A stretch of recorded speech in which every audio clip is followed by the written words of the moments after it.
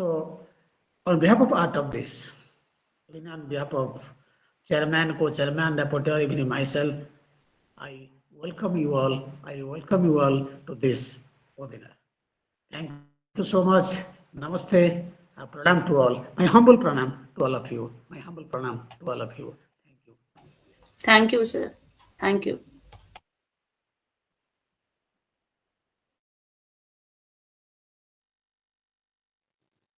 Thank you, sir.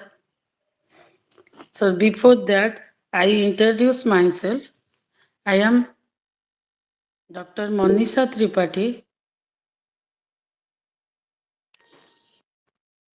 head of the department of Philosophy, Salepur Autonomous College, and Dr. Prasanna Mahapatra, who was the chairman of Art of Bliss, is our organizing secretary, who is organizing a novel system of seminar that is in every year he organized a seminar on consciousness, which is based on international seminar, and the link which I always send you in the group, also in the mass group, daily at from 5 p.m. to 8 p.m.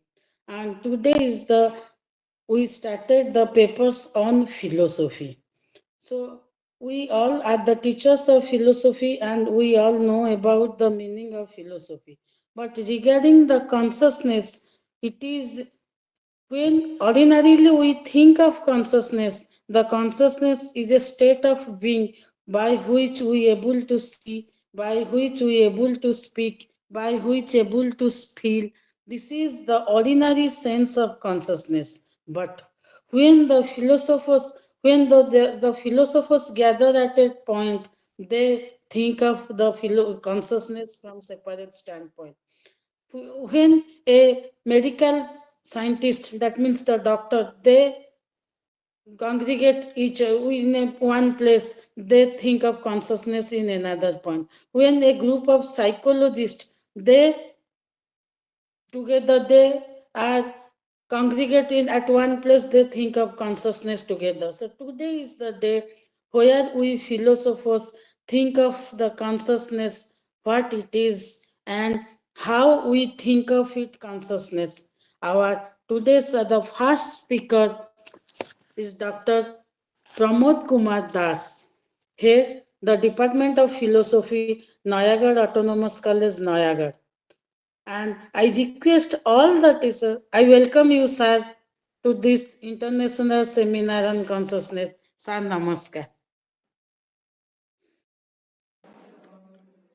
Am I audible, madam? So, before that, yes.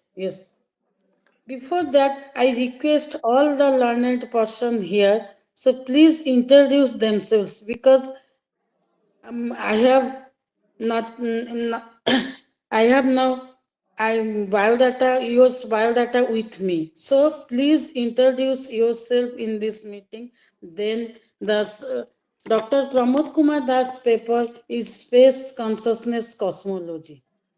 So it is better. I will not give your time more.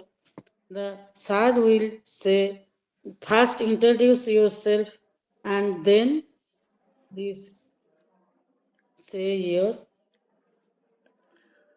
Thank you. Thank you, madam. I am already introduced that I am working in Nayagarh Autonomous College as the head of the department. I am a teacher of philosophy. Respected chairperson of the session, very esteemed resource persons, speakers, research scholars, students who are present here and who have been in this program since 4 days. I have attended all the sessions. So, from the philosophical point of view, we shall discuss consciousness. There are two ways of knowing consciousness. Generally, scientifically, we start from seen to unseen because we have no other option.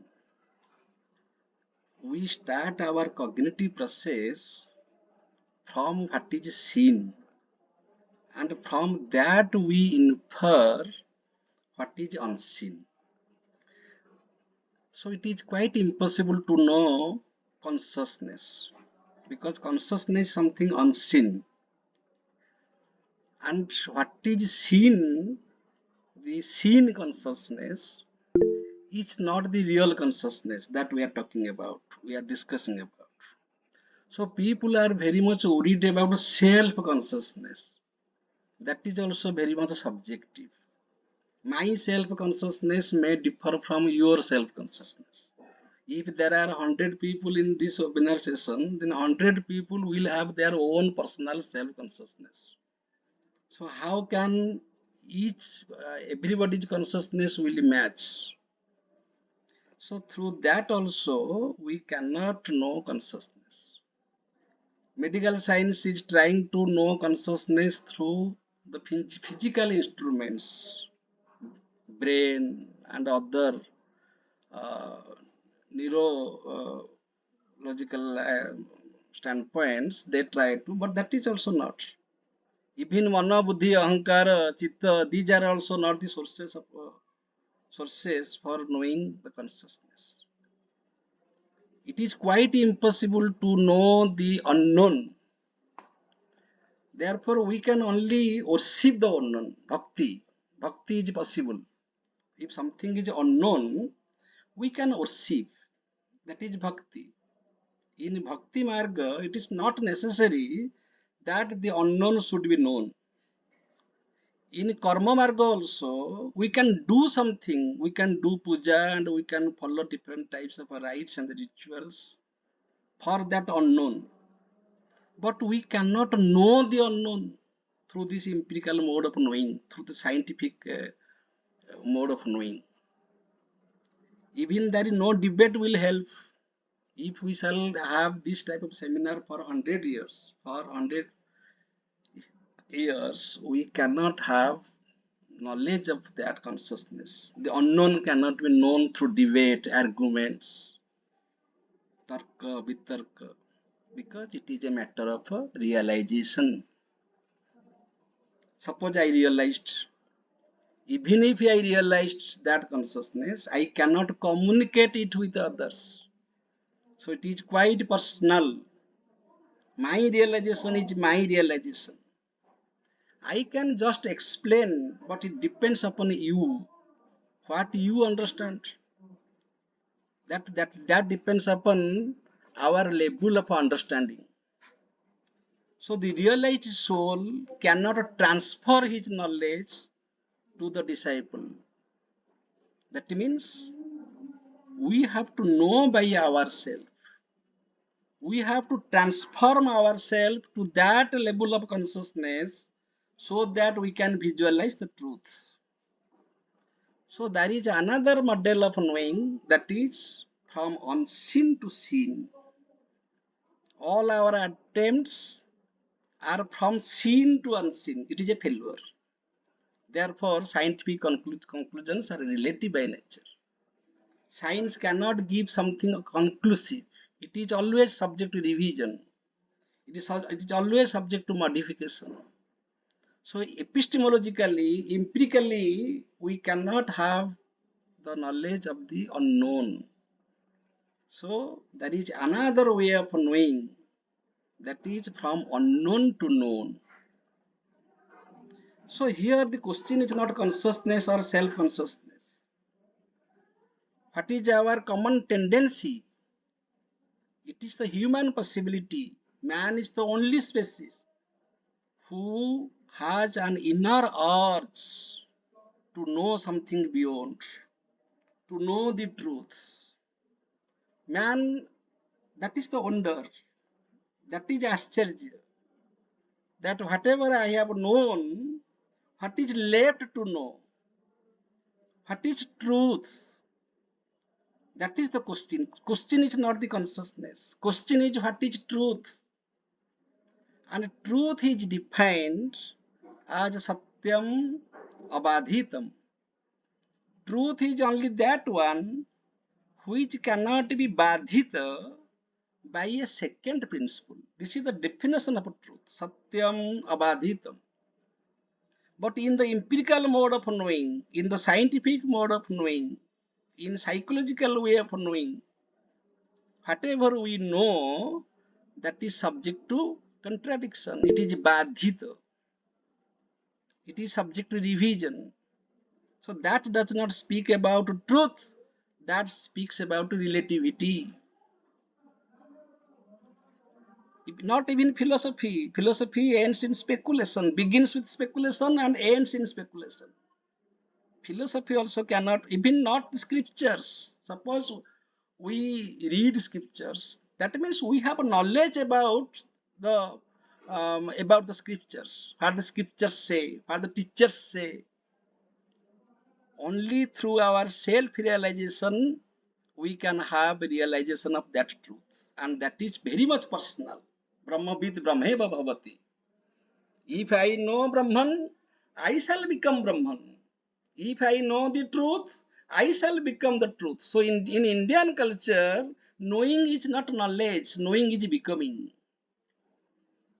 If I know the truth, I become the truth. The mother becomes the child, so that child takes food.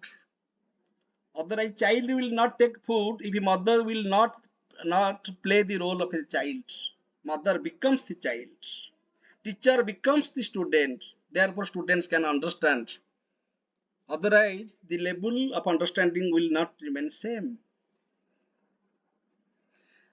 So the point is, what is truth? That truth is satyam avadhitam. That is not badhita. That is not contradicted. Non-contradictory truth. Then we have two choices. One is matter and the other is consciousness. Then what can be the primordial source? What can be the ultimate? Whether matter will be the ultimate or consciousness will be the ultimate. It is not about my consciousness. It is not about self-consciousness. It is consciousness in general, matter in general. What can be the primordial source, the ultimate source, the first source, out of which everything can be explained? Two choice. Many claim that matter is the primordial, and many claim that consciousness is primordial. We shall not go with anybody's view. Simply logic is that matter cannot explain matter. My body cannot explain my body. So it is consciousness through which something is being conscious, something is being explained. So matter is explained by consciousness. Therefore, consciousness is the primary state. Very common sense. This is the logic. Why consciousness is primordial? Why consciousness is the first? Why consciousness is the basic? Because it is consciousness through which we are conscious of matter, and also the conscious of the different levels of consciousness. Therefore, consciousness is the primordial source.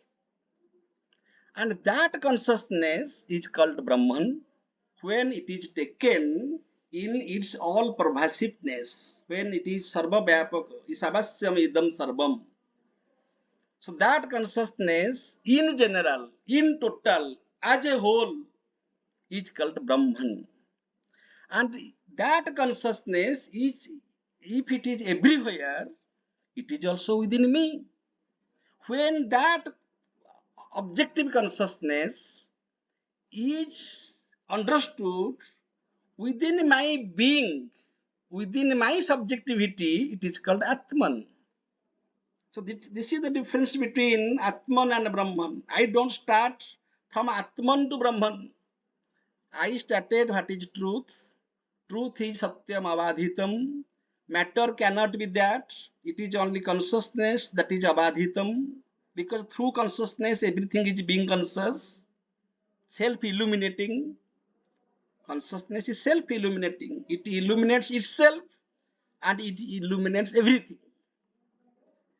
So that is primordial, and That outer consciousness, the objective consciousness as a whole is also within me, that is manifested in me, and that is Atman. That is how we can understand each other.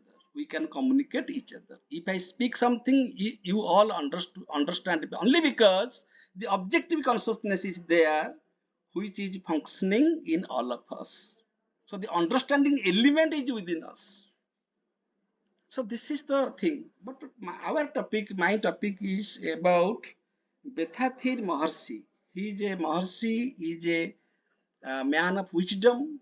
He was born in 1911 and died in 2006. He was born in Tamil Nadu.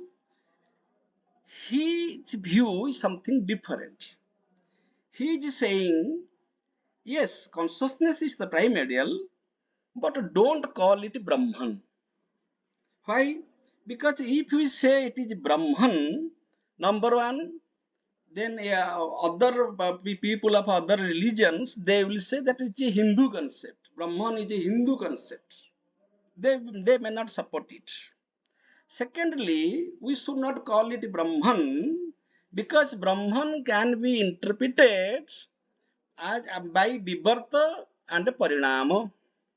That means the entire universe is only Brahman. That is the manifestation is what we call the Jagat. That is nothing but the Vibharta of Brahman. That means only the cause is real, the effects are not real. Therefore, Jagat is Mithya. And the another interpretation is Parinamabad. That means the entire world is the Parinama of that Brahman. What is the difference? The difference between milk and curd and sea and waves. When we produce curd from milk, curd cannot become milk again because once it is made, it has lost its origin. Milk becomes the curd, but the curd cannot return to milk. This is parinam. But in case of wave and sea, the sea becomes waves, but the waves again return to sea. So the duality between waves and sea is an appearance. That is not a truth. So this is the difference. So Maharshi says that we should not go with such type of dialectical oppositions, such type of confusions. If we take Brahman, then there will be two choices. One is Vibharta and the other is Parinam. Therefore, instead of saying Brahman, I shall only speak 5 minutes more because I shall not go to the details of his philosophy. He says that it is space. Brahman, instead of a Brahman, we can say it is space. Why space? He is giving the example of Newton and Einstein, and he is a science. He has also a background. His background was science.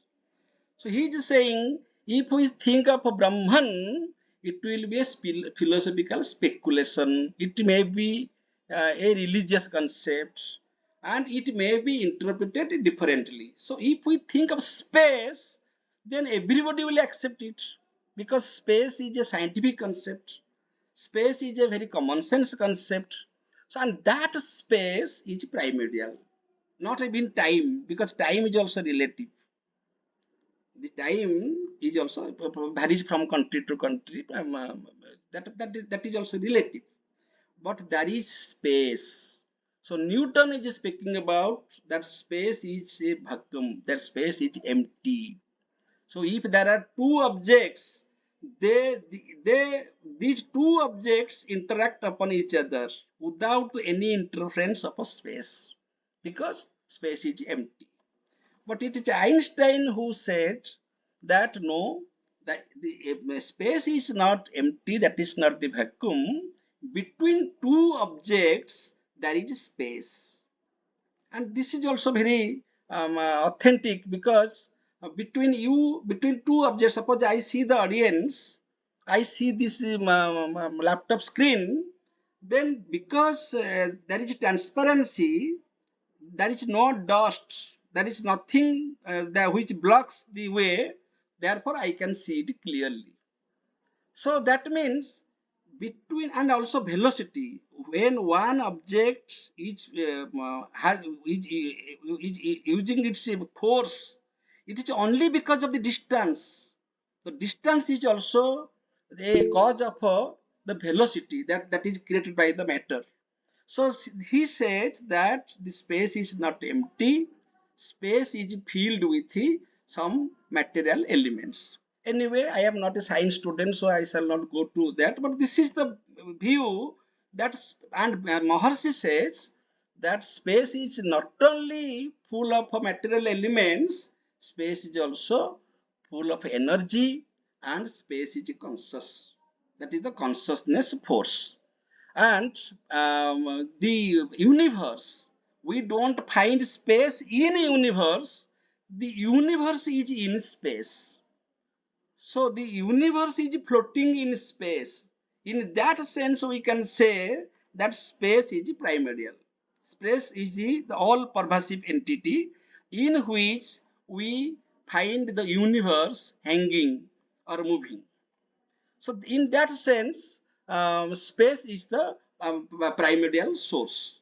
So instead of speaking about Brahman, he is speaking about space. And in his philosophy, he has illustrated that how space operates, and how space creates curves, and how space is merged in human intellect, because there is an inner urge to know the reality, and that is so that is a genetic center in man, human organism. In that way, he has explained even ethics, the law of karma. He has explained all these things. My point is that when we are discussing about consciousness, we should not discuss that from any epistemological model. If we do that, our the whole life after lives, we cannot understand, we cannot have that understanding of the consciousness, because consciousness is a matter of a realization. So we have to understand what is truth, and that truth is nothing, that truth is also not different from Chit and Ananda. So Sat is not different from Chit and Ananda. If they will be three, again the non-dualism will be disturbed.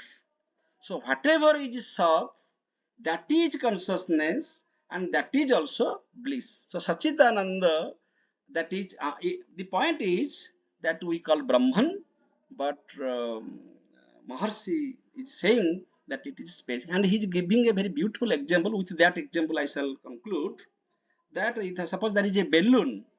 So there is space inside the balloon, or air inside the balloon, and there is air outside the balloon. So far as the balloon takes its form as a balloon, the separate identity is there. But once the balloon is destroyed, the inner space is merged with the outer space. Similarly, our individual forms are apparent only because we do not know the outer identity, that I am Brahman, I am that ultimate consciousness. So for that, we have to believe in the philosophy of a self-transformation. Gradually, day by day, we have to transform ourselves. What I was yesterday, I should have a better version today, and still better version tomorrow. Overnight we can't have the, or even if we leave this material world, our responsibilities, duties, we cannot have that realization. Even we shall go to Himalayas and meditate there, we can't have that realization. We have to realize the ultimate truth by spiritual sadhana, and that will come to us, that will be achieved by us, that will be attained by us gradually. That is called self transformation. So we have to transform ourselves, we have to enter into different layers of consciousness gradually. Once we reach that state, then there will be no difference between Jnana, Gyanta, and Gyo. Nobody will be there to explain anybody. As the salt of a doll is trying to see trying to know the depth of the sea, the more it goes, the more it enters into the sea, it is getting merged. That is that is our true identity. The knower will be vanished. There will be no knower. Thank you, sir. This is my submission. Very briefly, I said I did not enter into the entire philosophy of Vedarthi Mercy. It is a technical subject. Thank you. Grateful for giving me this opportunity. Thank you, sir. Sir, thank you for your noble attempt. This is a completely new thing for us. So the Mahasi, the Bethatiri Mahasi philosophy, though it is very popular in South India, but we are not so much aware of it.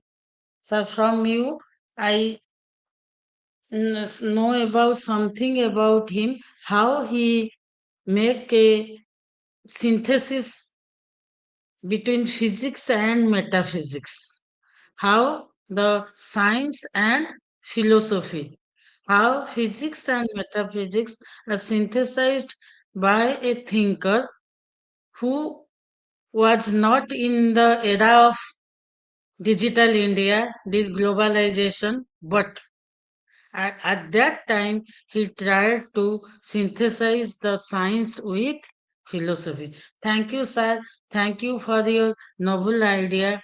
And I once again thank you from our group Art of Bliss. It is a noble topic and a very good topic. How you try to make clear like a very lucidly and very simply, sir. Thank you, sir. Any question from anybody? Any question from anybody?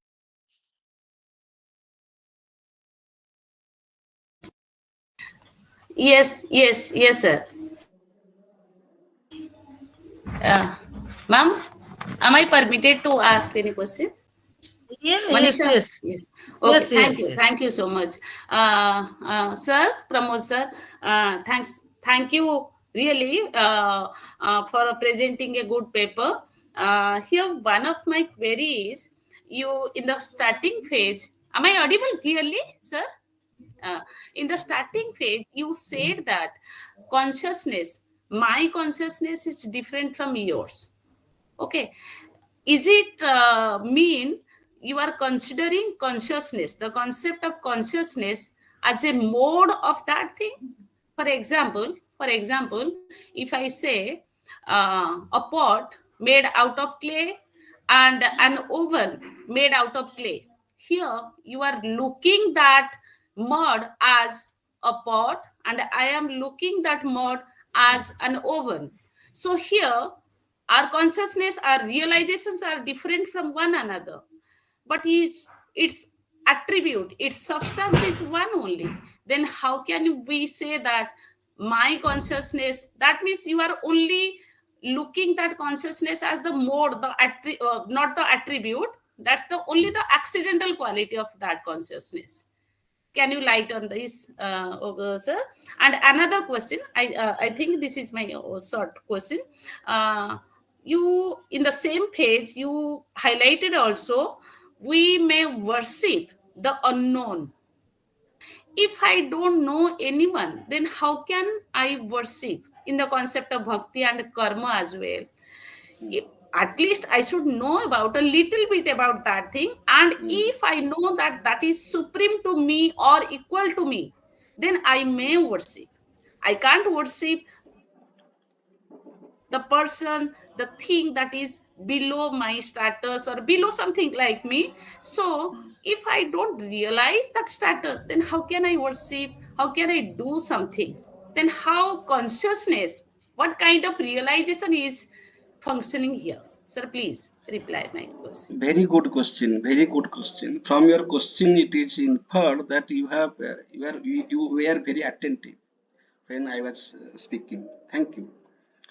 When I am saying that my consciousness is different from yours, That is the epistemological consciousness, that is the cognitive consciousness. Similar, therefore, there are many interpretations. Scientists, medical scientists, they define consciousness in one way. Psychologists, they define consciousness in another way. We have different opinions, different interpretations. Ekam satya vipraha bauddha vadanti. Vipraha, the wise person, speak differently because their consciousness is different. Okay, they are because the unseen cannot be seen, the unknown cannot be known, the object cannot be known. That is object, that is indescribable.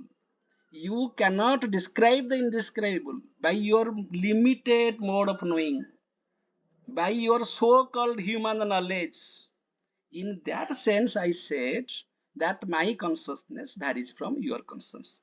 And the consciousness that is common between you and me, that is unseen. And we are trying to understand that common consciousness through debates, through asking questions, through teachers, through scriptures. It is quite impossible. You have to realize that consciousness by yourself, by your purusartha, by your self-effort, by your adhyana. Okay, so and the second question, madam, what was the second question? That That was a very beautiful bhakti and question. karma, worship, Yes, yes, worship yes, the. yes, yes, yes, yes.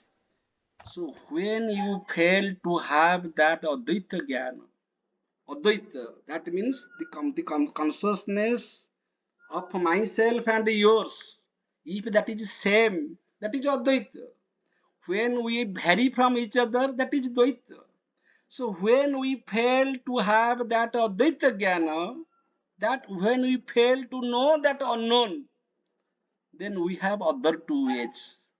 At least we can worship or we can do something. So karma jnana and bhakti, karma marga and bhakti marga, they are very easy because suppose you say that you worship Lord Jagannath. Have you understood what is Lord Jagannath in details? You don't know. You do not know what Lord Jagannath, or you do not know that Paramatma in details, but you can worship it. For worshipping something, suppose I worship my father without knowing that that person is my father, because my mother told me that this person is my father, I am worshipping my father. There is no need of knowing that it is, because I can't know. Biological father cannot be known by me. My mother said, I believed, and I worship my. So, in case of worship, the unknown can be worshipped. And similarly, you can do something for the unknown source. And that is also the real sacrifice. So when you are doing something for others, don't try to know. If you are serving something by having any knowledge, then that is selfish service. A real service is that suppose you are seeing somebody that the dog is dog is hungry, or somebody is really needs your help, just help and forget. You can do that without knowing that person or knowing the reality in details. But when knowledge comes, here we find the difficulty. We try to know that Almighty through science. We try to know that Almighty through philosophical discussions, debates, conferences. It is quite impossible. That is be known through my spiritual sadhana by myself, by myself, by myself. Many times, repeatedly, Professor Mahapatra is telling in every session that it is a matter of realization. Realization is different from knowledge, information. This much. Madam, did you get my point or not? Yes, yes, sir. Yes, sir. Thank you.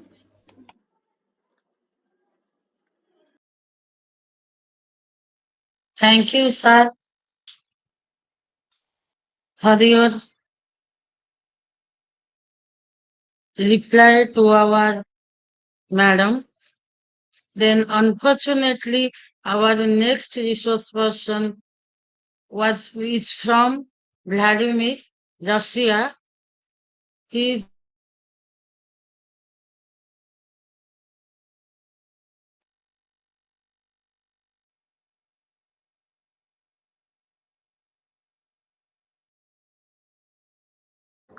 Madam, you are not audible. Madam, you are not audible.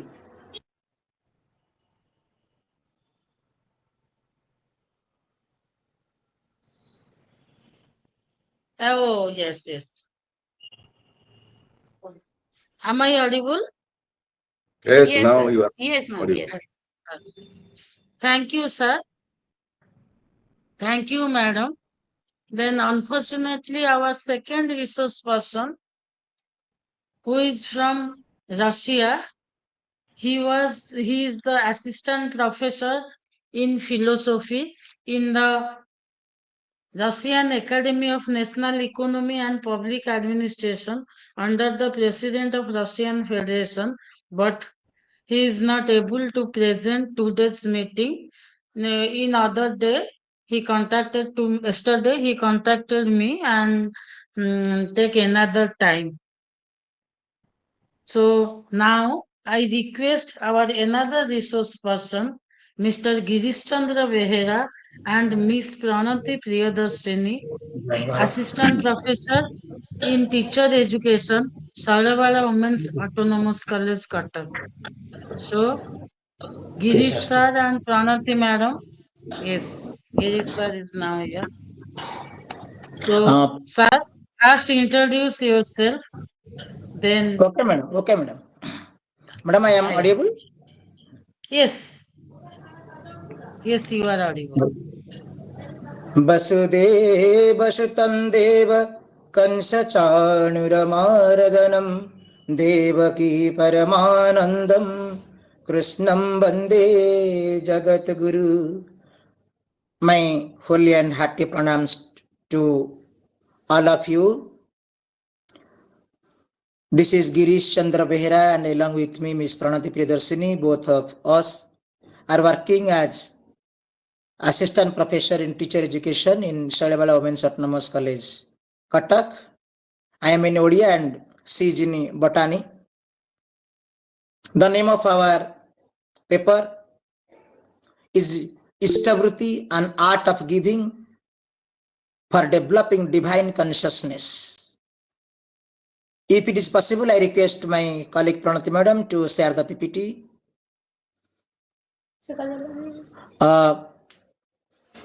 The previous speaker was defining what is consciousness, and the gist of consciousness is realization.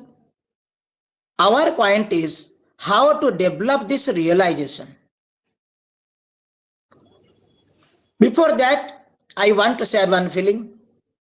Whenever I attend the seminars and conferences anywhere else, I feel a smell of education in that seminar. But when I attend the seminar of Art of Bliss from the land of Lord Jagannath, we feel a feeling of satsang, spiritual discussions. However, Istavruti, what according to Sri Sri Thakur Anukul Chandra, the pioneer of satsang movement in India, is holy offerings. General offerings are called dana, which we give in charity, but Istavruti is that divine and holy offering for the God, Lord, Govinda, Guru, Purushottam, Ishta, and so it is known as Istavriti, means holy offerings to the God without any expectation. As we know, in Odia Bhagavata, which I want to quote on this holy land, Je mote renu matra dei mutaha bahute ghenoi শ্রদ্ধা ন থাই অন্তর্গতে তাহা মু bhunji ke mante. So Ishtavritti creates a connectivity, a connection between the superior beloved and the devotee, the God, Lord or Purushottama and the disciple. How it creates a connection? Because with whom we create an attachment, the bonding is created out of love, and the desire to give something, the desire to devote something, the desire to contribute something creates love. As the previous speaker told, mother comes into the position of a child to understand the child. The sense of belongingness starts with what? When mother wants to dedicate everything to the child, and in return it is expected something from that. Like this, as we know from Srimad Bhagavad Gita, whether it is water, flower, fruit, leaf, whatever thing, that is, should be given with a feeling of surrendering ourselves. So Ishtavritti, it is just a token of appreciation, a token of gratitude, along with the feeling of offering the entire life before our Ishta Guru or Purushottam. Then I can try to easily explain it as life is like a passenger. This sansar is like a vehicle, and Ishtavritti is a ticket which we buy to start a journey to ensure safety, security with some fundamental conditions applied there. When we buy a ticket, we get a seat. When we offer Ishtavritti, we get a seat in satsang on the feet of our divine Guru. When we buy a ticket, the security is ensured, and offering Ishtavritti, we get the security from the planetary effects, from the result of a prarabdha, from the unmindful attitude, and all other effects of asada ripuj, such as kama, krodha, lobha, moha, and so on. Ishtavritti, another thing I want to explain, as Madam was asking the question, Sir was answering it, the question answer was at a highest level. But Ishtavritti is the first step of sadhana, where there is no need of higher knowledge, but we start the practicing to contribute something, to give something, to surrender ourselves through Ishtavritti. I can give some examples from the Shastras.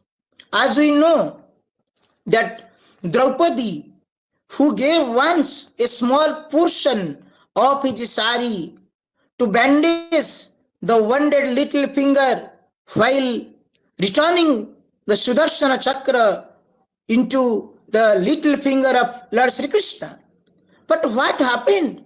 As we sing it, recite it with devotion, कौन कहता है भगवन देते नहीं, द्रौपदी की तरह हम मांगते नहीं. So offering creates the insurance of getting in future. Sri Thakur says, if you give a glass full of water to others and get water while thirsty, that here happened. Sabari gave the tasty berries in the form of Ishtarghya or Ishtavritti and got the knowledge of Navada Bhakti, Sravanam Kirtanam Vishnu, Archanam Pada Sevanam, Sravanam Kirtanam Vishnu, Archanam Pada Sevanam, Sakhya Atma Nivedanam, and so on. So, this Ishtavritti content and context are found in Srimad Bhagavad Gita in these words. That is, Stan Bhogan Hibo Deva, Dasyate Jagya Bhavitah, Tairi Dattan Pradayobhyo Yo Bhuntistena Evashaha, Jagya Sistah Sinah Shanto, Muchante Sarva Kilbisaihi, Ye Bhujante Tetugam Papa, Yem Pachatat Makaranat. Who think for their self-interest, their self-satisfaction, they chew the scene, but who after getting everything in the form of a prasad, again contribute it. They are really the grateful devotees of God. So Ishtabruti gives us the knowledge of creating bonding without creating any self-interest. So this was our paper. The entire paper can be read but cannot be discussed here. We have given many other examples of Karama Bai, who was a great devotee of Lord Jagannath.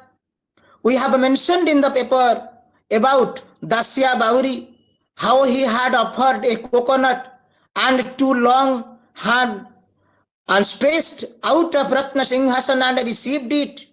So Ishtabruti gives that much consciousness. The result of Ishtabruti is to develop a divine consciousness. In the views of all Purushottamas, he may be Lila Purushottamas, Juga Purushottamas, Maryada Purushottamas, is that to become capable to listen to the divine prompting, as we call self-consciousness. If we cannot realize the self-consciousness, what would happen? So divine consciousness is that, is a full pleasure only then when we develop the capacity to understand the divine prompting, what to do, where to go, where not to go, what not to do. So everything, every moment, our conscience is prompting us. So let us know more and more about, let us explore more about Ishtabruti and bring it to our day-to-day practice and extend a sense of gratitude and belongingness towards our Supreme Guru, Govinda and Purushottam. With this, I conclude my presentation with a sense of gratitude on behalf of my co-presenter, Ms. Pranati Priyadarshini, and me to all the members of Art of Bliss and the chairperson, secretary, and other members who are listening to me at this moment. Thank you very much. Tameva mata cha pita tameva bandhu cha sakha tameva vidyam dravinam tameva sarvang mama deva deva. Om Shanti, Shanti, Shanti. Thank you, madam. Madam, it is complete. Thank you. Thank you, sir.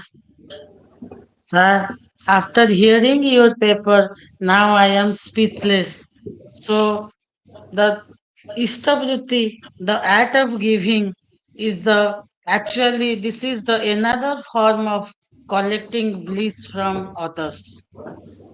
That's we all, almost all we feel it somewhere. When we try to give something to others, at any way, the God will give in any form. So, sir, from this we must learn that if we become a good giver, then we can become the good giver, then we can become closer to the God. Then God will give what will be better, what best for us. Thank you, sir. Sir, actually, in your talk, our emotions are there. We always feel that how we can come closer to the God. So this is another technique, that is the istagruti, by which we can become closer to the God. Thank you, sir. Any question from anybody?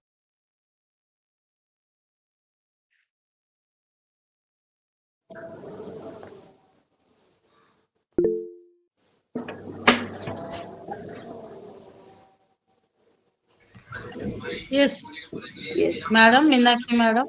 Yes. Dr. Girish, I am happy to know that you are there at Sailawala College, SB Women's College. I am one of the product of that college. I Thank you, madam. spent my important days, middle of the phase, +2 and +3. I passed out from there in the year 1995 and 98. So I am feeling happy to know about that. I am I'm from the glad Department to of hear this, madam. Philosophy. Okay, Yes, I madam, glad did to my hear this. Yes, thank you. You presented your paper very nicely. But one of the thing where I just uh, Want got to to modify? Okay, madam. know, yes, got to know more about that. You Okay, madam. highlighted on Ishtabriti, that's good. But in practical life, you say that Ishtabriti, that is counted as one of the ticket, like a ticket to go somewhere, that is used for journey. That journey may be divine journey. That journey may be very much क्या है pleasurable So journey maybe. social. Okay, madam. But is it the only criteria to start my journey? What about the persons who are not acquainted or who did not realize that kind of vritti, that is called as ishtavriti? Then what kind of consciousness is functioning here in ishtavriti for the Uh, person who is very much theistic and the person who is not? That in other sense you can say is for astikas and for nastikas. okay, Are madam. you getting that? Yes. Yes, madam. I am getting your ideas and trying to satisfy your question. Okay, thank you, Uh, thank you. Briefly, as you asked, that is it the only way? No, we cannot demand this, that it is the only way, but it is the most pleasant way, it is the most easiest way, because the vidhi or the principles of Ishtabruti says that you need not take so much preparation that it is needed in our usual worship in the karmakanda principle, taking bath and the external cleanliness of the environment like this. Exactly, we offer a coin in the form of Ishtabruti in place of fruits and flowers, because fruits, flowers and lights, ghee, all those things are become untouchable in an untouchable environment. But as money is a metal and it is scientifically not contaminated with the touch of others, so it is preferred. Another philosophy is that if I beg you a meal at your home, definitely we shall consider it as hospitality. But if I wanted a coin from you, there must be a little bit greed to give a coin, but the cost of the meal is more than 100 rupees. So Thakur says, if you try to dedicate a coin and as our worldly attachment to create divine consciousness means to overcome, to reduce, to control, to govern over the worldly attachment. And whatever Ishtabruti provide, there we recite a mantra like this. जीवनम करुणा सिंधु जगतस्तुम जगतपते भवत कृपया लब्धम जीवनम सफलं मम प्रागेव सर्वकार्योभ्यो स्तवैव भोगतृप्तये इष्टवृत्ति कृतास्माभिः कृपया गृह्यतां मम. It means before all the day-to-day activities commenced on my part, first of all, I recall you, I remember you, I dedicate my prasad for you. Then you are prime in my, you are the priority in my life. And after that, my family members, my professional colleagues, my social communities are there. So I think I have expressed my thought, but I don't know how much you satisfied there. So this is all about my answer. Got it, sir, got it. Thank you, madam. Thank you, madam. Thank you, sir. Then our next resource person, Dr. Alok Kumar Roy, Senior Lecturer, Department of Political Science, VHJ Mahavidyalaya Nikirei Kendrapada. Sir, the Yes, Transcendental Meditation and Consciousness. Sir, please introduce once again yourself. Then, yes, ma'am. Yes, ma'am. thank you. Uh, at the beginning, I express my gratitude to the organizer of this international seminar on consciousness and the support rendered by the Central Science University situated at Puri And for this philosophical session, I express my gratitude to Manisha Madam, who is the organizer. I also welcome to all my fellow participants, professors, associate professors, assistant professors, scholars who have joined in this session. And regarding me, I am Dr. Alok Kumar Rai. I am the head of the Department of Political Science of VHJ Mahavidyalaya Nikiri, Kendrapada, Odisha. And my topic is transcendental meditation and consciousness. I will stick to the time, only 15 or 10 to 15 minutes I will consume, and that will be beneficial for others also. At the beginning, this what is transcendental meditation? In Odia, we say Bhavati Dhyan.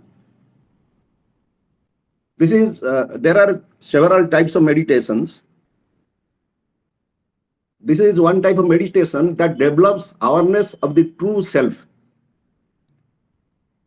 and it has a Vedic origin. It belongs to no particular religion or faith, though it has Vedic origin. This silent meditation practice or technique was developed by His Holiness Maharishi Mahesh Yogi. It entails silent repetition of a mantra or sound, and by practicing this transcendental meditation or TM, you may say, one is able to reach at a higher consciousness. And Maharishi Mahesh Yogi, he defines what is higher consciousness. There are actually 7 levels of consciousness according to Maharishi Mahesh Yogi, and this is one of them. This higher consciousness, its other names are higher state of consciousness or expanded consciousness. It is the state of liberation from the boundaries of self-concept or ego in one hand, and in the other hand, it is the state of mystical experience. Maharishi Mahesh Yogi, he was a disciple of a renowned leader of the Shankaracharya tradition, Swami Brahmananda Saraswati. He traveled throughout India many a times to re-establish the original understanding of meditation, to distinguish his recovery of the pure knowledge from the prevailing misunderstandings, and he called this meditation practice as transcendental meditation. At the same time, during his lifetime, he developed a TM, Transcendental Meditation TM teacher training program, as a means to hasten the rate of bringing the technique to more people. He also traveled extensively throughout India and the world for the promotion of transcendental meditation. How transcendental meditation functions according to Maharishi Mahesh Yogi?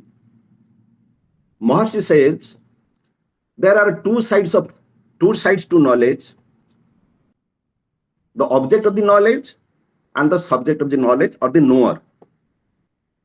Our present day education system provides only the knowledge of the object, not the subject, and it is the knower.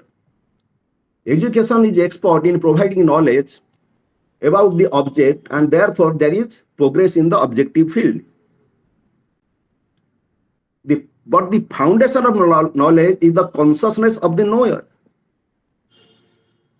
Without the knowledge of the knower, the whole structure of knowledge is as if baseless, meaningless. That is why Maharishi says knowledge is structured in consciousness. By practicing transcendental meditation or TM regularly, 2 times in a day, 15 minutes,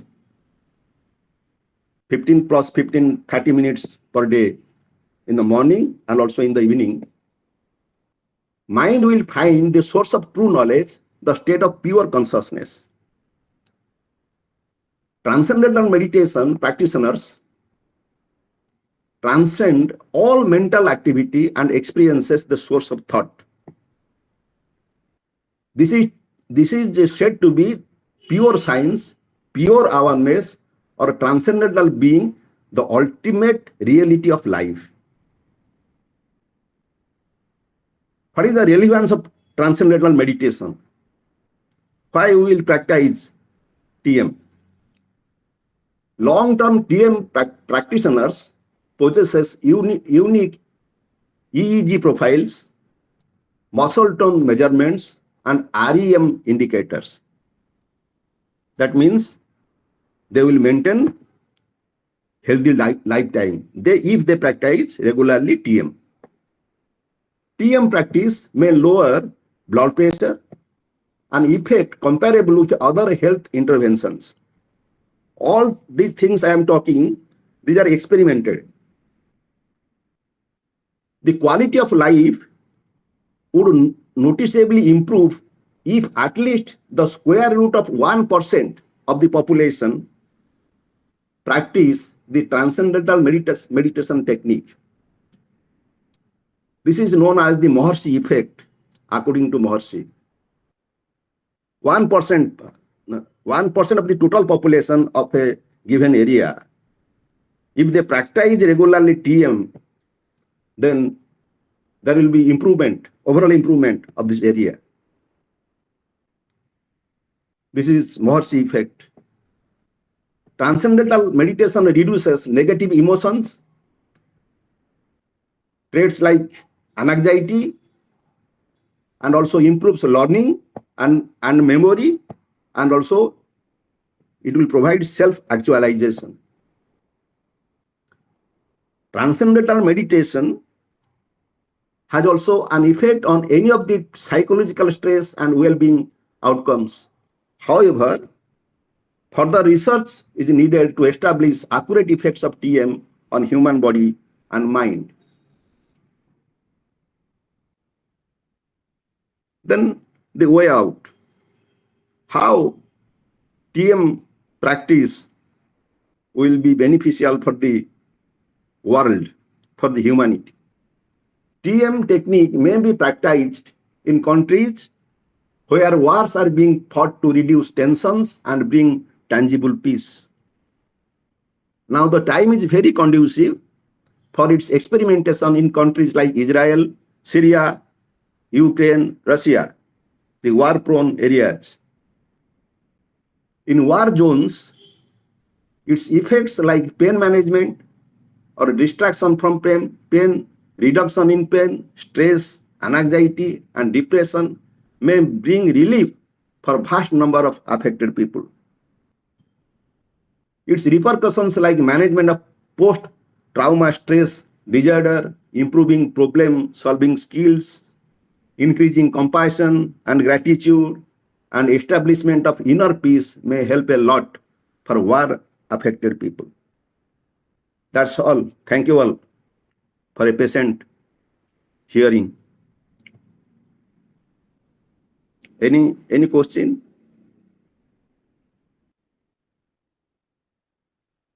Thank you, sir. Then any question from anybody? Manisha ma'am? Yes. Yes. Any question from anybody? Yeah, Meenakshi ma'am? Any question? No, sir, your lecture was very, very clear. So I have nothing to ask. Okay. Thank you, ma'am. Thank you, ma'am. Okay. Thank you, sir. Thank you, sir. ma'am. Thank you. Then I request Dr. Meenakshi Sethi, Madam, the Associate Professor in Philosophy, Kamala Nehru College, University of Delhi, New Delhi. Madam, first introduce yourself. Anything new we have to know about yourself? Please introduce yourself, then start your paper. Yes, ma'am. Yes, ma'am. Thank you. First of all, I express my heartfelt gratitude to the organizing team of Art of Bliss, Central Sanskriti University, Puri, and especially Manisha ma'am, you. Uh, and the persons behind this forum also. I am Dr. Meenakshi Sethi. I am in the Department of Philosophy, teaching philosophy since last 22 years. And I started my teaching profession from Adaspur College, Cuttack. I think everybody knows Adaspur, UN College of Science and Technology. Then I come here in Delhi University. I am here. Then nothing special about me. My paper here, it's very much well-known topic, that is consciousness in Indian philosophical knowledge systems, an overview, just an idea or brief explanation of the concept of consciousness. Uh, Here I can show my PPT here, and then it will be easier for others to uh, just a minute.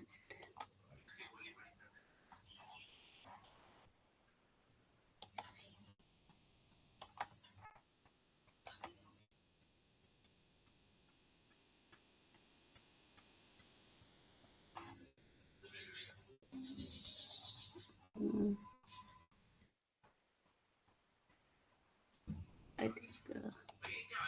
Is it visible, ma'am? Is it visible? Yes, PPT? yes, yes, yes, Yes. Okay. visible. Okay. Thank you, ma'am.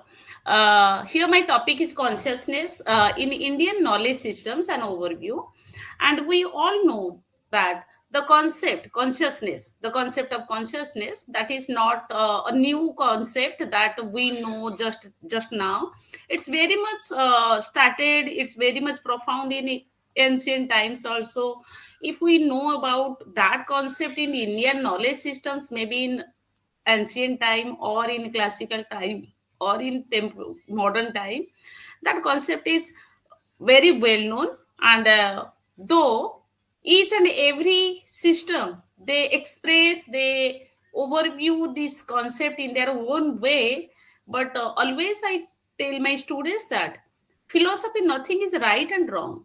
So if I say an elephant like a rope, and another person says an elephant is like a country made fan, so my description about that object or that animal and your description about that animal maybe differ from one another. But if I see that concept, yours concept on my way, then I can say you are wrong and I am right. So on our own aspects, we are right on our own standpoint. So the concept of consciousness may be expressed, may be elaborated by pre-Vedic or anti-Vedic or Vedic systems, or may you in otherwise you can say it may be described by the asticas and nasticas. Then their way of saying, their way of expression may vary from one another, but all even the hardcore materialist like Charvak system, they never denied, they never expressed their denial of the concept of consciousness.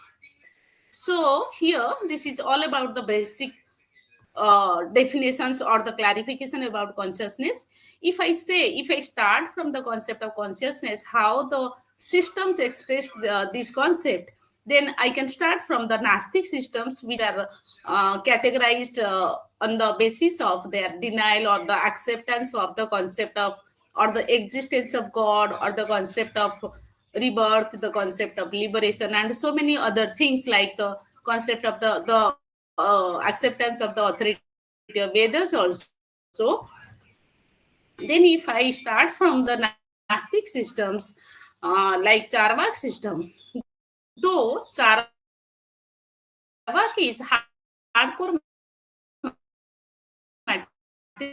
materialist, but he never denied the concept of consciousness, in the sense that consciousness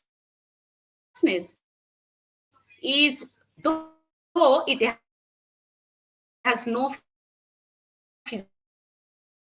physical structure or the physical, he did not accept that whatever in front of me, that is only real, though consciousness is not in front of me. But he treated consciousness as one of the quality, the essential quality of a living being.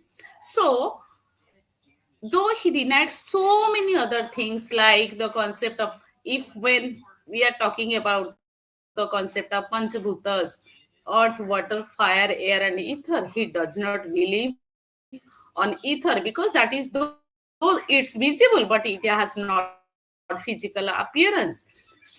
But he never denied the concept of consciousness.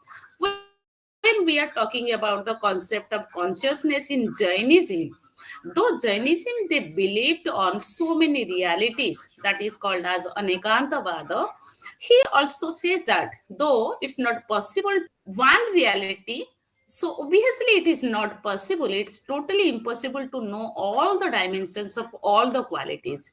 So but it's sure that we all know at least three qualities of any object, any substance, that is substance itself, the object quality, that they named it as attribute, and another one is the accidental qualities, which they named it as mode. So consciousness is one of the attribute of any object, that is inseparable quality of any object. Any object, though we may, our concept may be, or our acceptance may be differ from, how can we say that a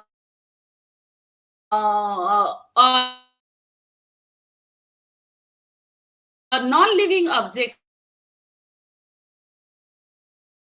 have consciousness? But they says that if anything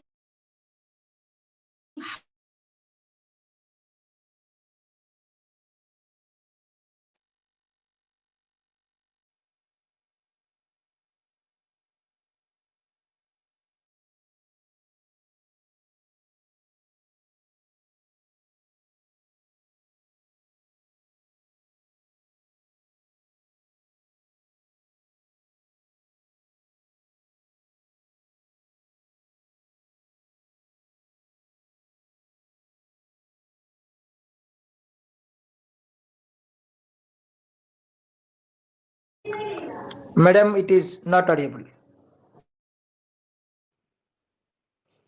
Not audible, ma'am.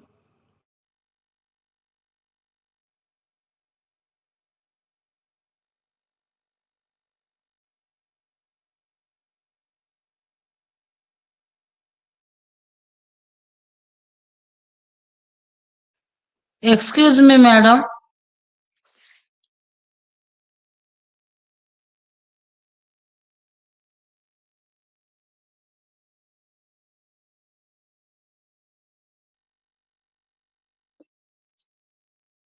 I think there is some network issue. Let us wait for him. I will call him. Call her. I will call her.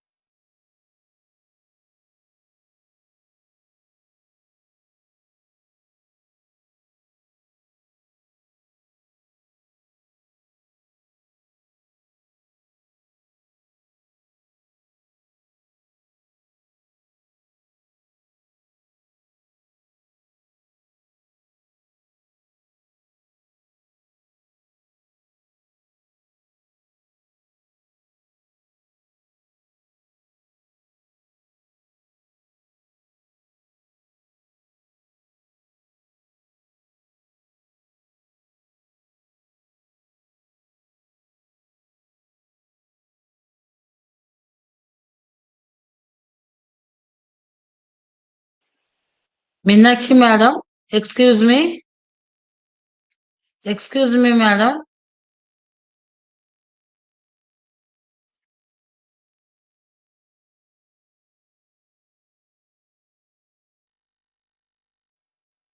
Am I audible?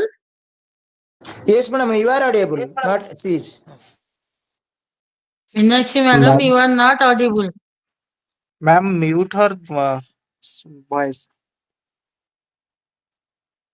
Meenakshi madam Madam, muted. please unmute. Turn on your, Meenakshi turn madam, on your, please unmute.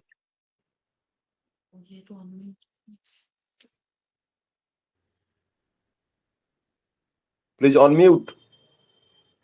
Madam, your mic is muted. Okay, okay. Please. Okay. Now you are audible. Am I audible now?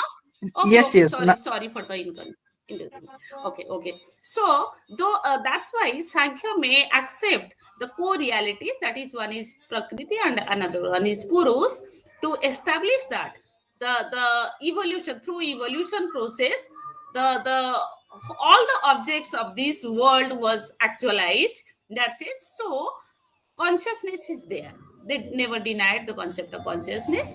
When we are talking about the Nyaya system, though they are very much logical, they are very much they use their arguments through logical way, through reasoning, through logical way, and they highlighted the epistemological part of the reality. Still they say that consciousness is there. Consciousness in one way you can consider as the kind of recognition or kind of cognition also. They also accept the concept of consciousness, that is present. If I perceive something and I have no past experience or something else, then how can I perceive, how can I say this object as a table?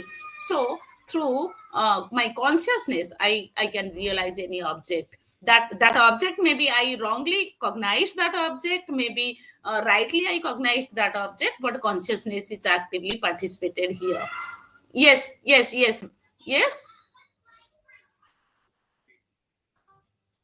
Meeting is not started. Yes. Yes, we are hearing you, madam. Okay. Somebody has said something in between. That's why I stopped myself. Then I can continue, Manisha.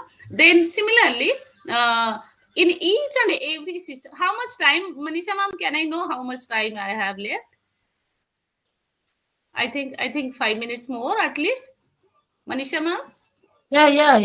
You Okay. speak.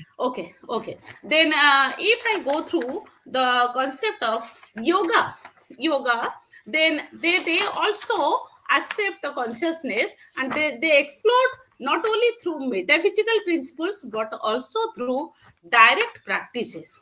And especially yoga system is well known for Patanjali's Yoga Sutras.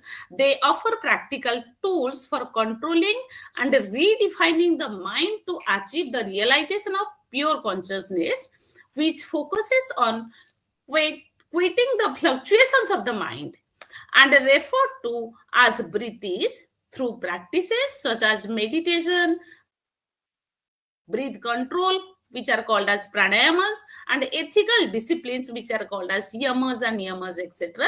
And the ultimate goal here to realize the pure consciousness is to reach a state of samadhi, where the mind becomes still, calm, and the individual directly experiences their true nature as pure consciousness. This is the way through which we can realize that, though we all know that consciousness have three stages: conscious, subconscious, and unconscious stage.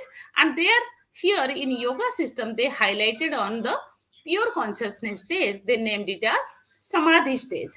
And what is all about the concept of consciousness in Vedanta?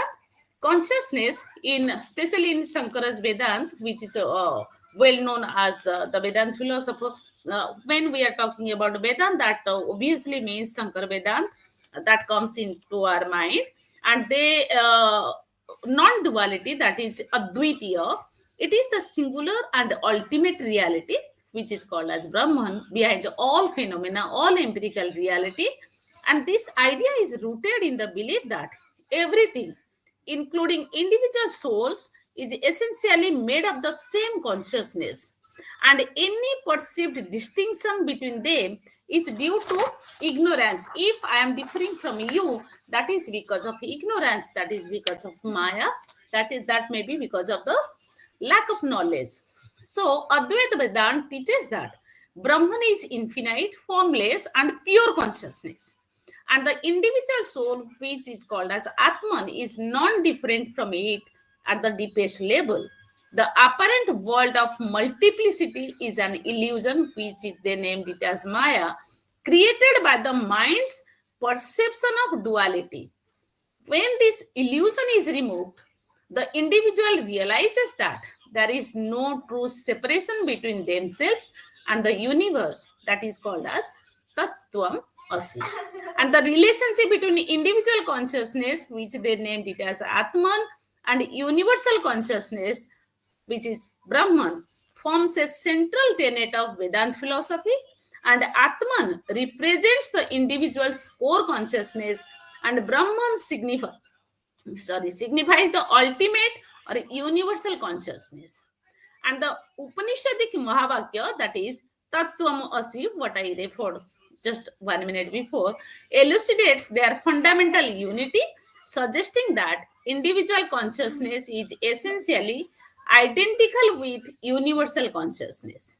And this school maintains that consciousness is not a property of the mind, rather, they treated it as the fundamental reality underlying all existence. Okay, when we are talking about the Upanishad, especially the Mandukya Upanishad, it is one of the shortest and most profound texts in the Upanishadic tradition. It talks about the nature of consciousness, offering an exploration of the four states of awareness that defines human existence. And these states are Jagrit, waking state; Swapna, dreaming state; Susupti, deep sleep; and Turiya, pure consciousness; and Jagriti, the state in which the self engages with the external world through the senses and perceives physical objects and is bounded by material reality, the appearance only.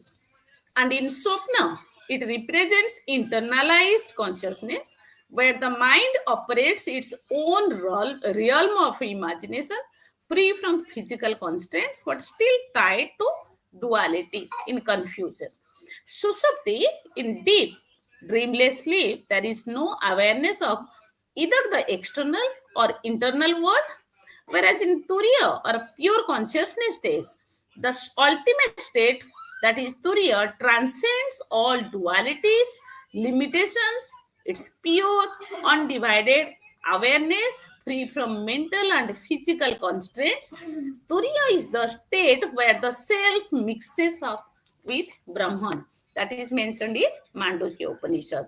When we are talking about the concept of consciousness in Bhagavad Gita, which is a foundational text in the discipline of Indian philosophy, no one can differ. It offers profound insights into consciousness as the immortal self, which is distinct from the body and mind. Body and mind have appearance only, but consciousness is beyond this.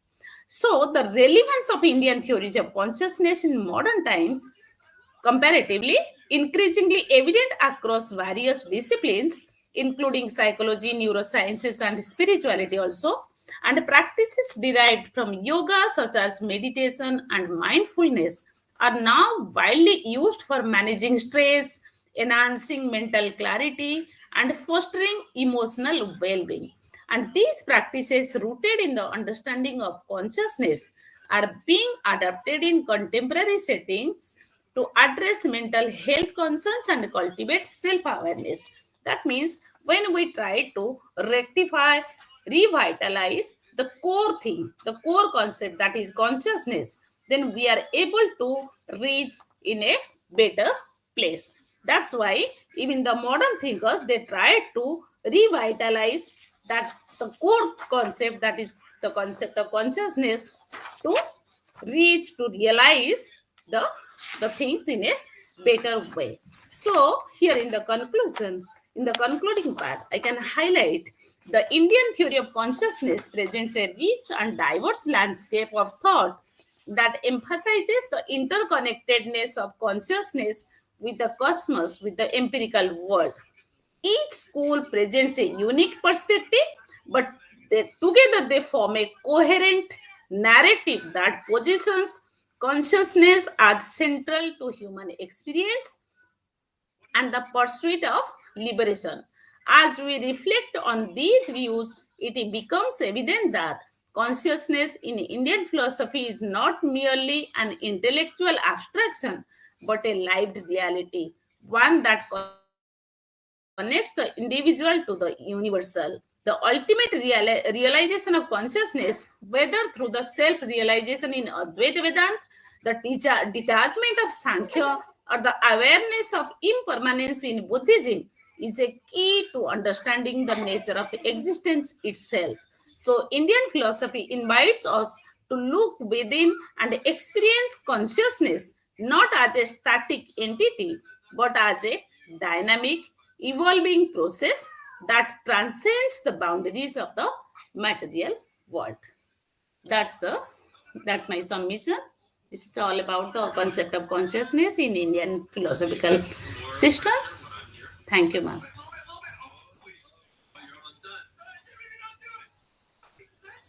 Any questions, please? Thank you, madam. Thank you, madam, for your journey from Jainism to Sankara Ramanuja, the diverse perspectives of Indian philosophy to bring it together under the umbrella of consciousness. So, your quest, your inquiry to understand the true nature of self through consciousness is very much interesting and so much vast topic, but you make it in a paper. Very much thank you from my side, also from our Art of Bliss, that Thank you. you try to make it such a vast topic in a so small time. So any question from anybody?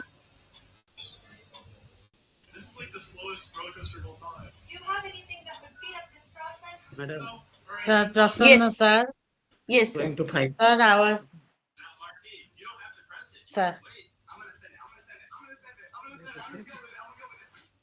sir, Prasanna sir, Sir, you want to ask anything, sir? No. Just